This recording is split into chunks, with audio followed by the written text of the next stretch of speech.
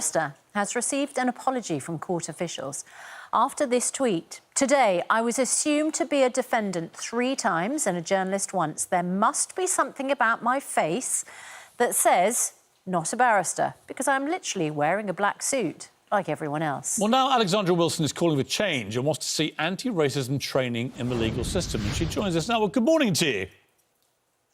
Good morning. So I read your Twitter thread, as we all did, and as it went on, I started feeling incredibly angry and frustrated on your behalf, and I've never met you or know anything about you. It just seemed to be a catalogue of assumptions being made by people based, it appeared, entirely on your skin colour. Yes, exactly. And I think what was so difficult is that this is all symptomatic of a much larger problem. Ultimately, the overrepresentation of Black people in the criminal justice system, which led to people assuming all day that I was a defendant as opposed to a barrister. So talk us through exactly what happened to you. The day started, it was a magistrate's court, so just for context, we don't wear wigs and gowns in the magistrate's court, we wear black suits. As I entered the building, the security officer asked for my full name so that he could tick me off of the list of defendants. I explained there was a barrister, and he apologised and, went through security. I spoke to my client, then headed over to the courtroom to go and speak to the prosecutor, as is typical before any case. A member of the public stopped me before I went into the courtroom and said, "You can't go in there. Journalists can't go in there. It's for lawyers only." An usher of the courtroom told me to ignore her. She was the one person that day that seemed to think that I could legitimately be a barrister, and she encouraged me to go into the courtroom. Then, as I went into the courtroom, another legal representative, either a solicitor or barrister, sitting at the back of the courtroom, told me to go back outside and wait for the usher outside so that I could sign in for my case. Again, I said, I am here as a representative, I am a defence barrister. She was like, "Oh, I see," and looked kind of embarrassed and turned around. Then in the courtroom, I started to walk towards the prosecutor, and the legal clerk, the legal advisor to the magistrate, shouted at me to get out of the courtroom, and said I need to go outside, wait for the usher to sign me in, and then asked whether or not I was represented. And so then for the 4th time, I'd said, "I am the defence barrister and I'm trying to speak to the prosecutor." She acknowledged what I said and turned back and got on with what she was doing. But at this point, as you can imagine, I was pretty exhausted of having to... Alexandra, I think that's the point. That's the point, I think, is that these mistakes that people are making are actually having an enormous effect on your state of mind. You're a barrister who is in court to do a job, you want to remain focused, and you have all of these people saying something different about you. You describe it as exhausting. I mean, it must really shake you when you come to actually stating a case in court. I think that one of the things that makes it so exhausting is that, my clients, and I'm sure I speak for every barrister when I say this, my clients are the centre of everything. So you have to hold it together. You have to ignore any kind of emotions that you're feeling so that you can get through your case and make sure that you give your client the best representation, which means, bottling it all up ultimately. And I think that really did add to the upset. Obviously, my client was what I had to focus on. I had to just get on with the case. And, the case did go smoothly.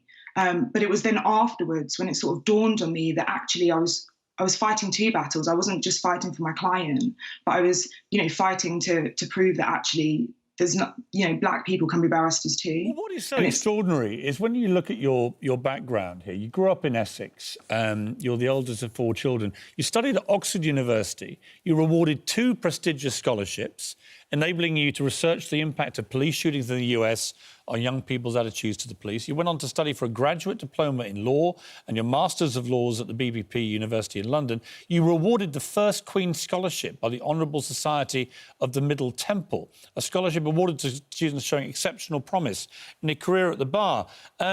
You put all that together, you're an absolutely stellar young lawyer in every possible regard, and yet you've been put through something which I can absolutely say with total certainty would never happen to a white barrister in your position. Just wouldn't happen. Thank you, Piers. Yes, I think ultimately that's what the problem is. You know, that day in court, there were multiple white barristers and solicitors freely entering the courtroom, leaving the courtroom, and they went by unchallenged. And, you know, it's been very interesting to see the reaction from my colleagues in relation to all of this. You know, everyone has been very supportive. The black barristers I know also they've experienced the same thing on multiple occasions. And that's not just junior barristers like me, that's all the way up to QCs. And then, you know, a lot of my white colleagues have admitted that this just doesn't happen to them. You know, they'll be in the same position they're in the same position as me, but the same thing just doesn't happen to them. I mean, I saw lawyers responding, in the main almost all supportive of you, particularly other black lawyers, but I also saw you get trolled by racists, as if somehow the correct response to what you'd endured was to then make things worse by being racist towards you. What did you feel when you saw these morons trolling you like that? It is disappointing, and ultimately it actually goes to prove the point that I was making. You know, some of the comments were saying things that, like, no wonder you got mistaken for being a barrister. You look like a chav criminal. And it's those sort of comments that are reinforcing the wider problems that I talk about, that black people are being perceived as criminals, you know, even when they're doing professional jobs. But besides the point is that based on the colour of my skin, people are making assumptions about me and about other black people.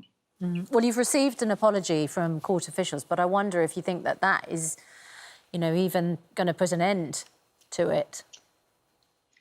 I don't think an apology alone will put an end to it. I think an apology is a good start, and I'm grateful that it's being taken so seriously, not only by the head of the court service, but also by my colleagues, my peers, those senior to me. You know, the chair of the Bar Council reached out to offer support, but also to say how seriously they were taking it.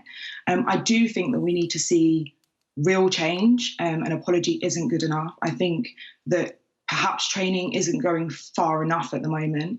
It's, you know, there's been equality and diversity training happening for a while now, not just at the bar, probably across society.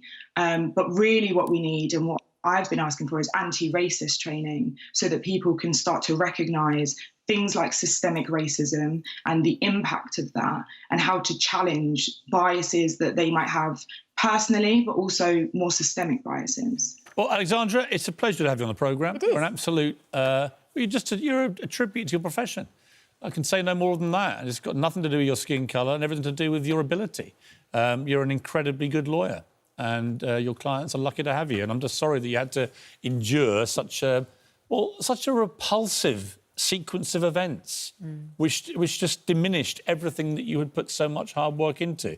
But it's great to have you on the programme. And good best luck. of luck to you. Yeah. Thank you both so much. It's lovely to meet you, Alexandra Wilson. What an impressive young woman. She's definitely going to be my defending QC when the inevitable moment comes.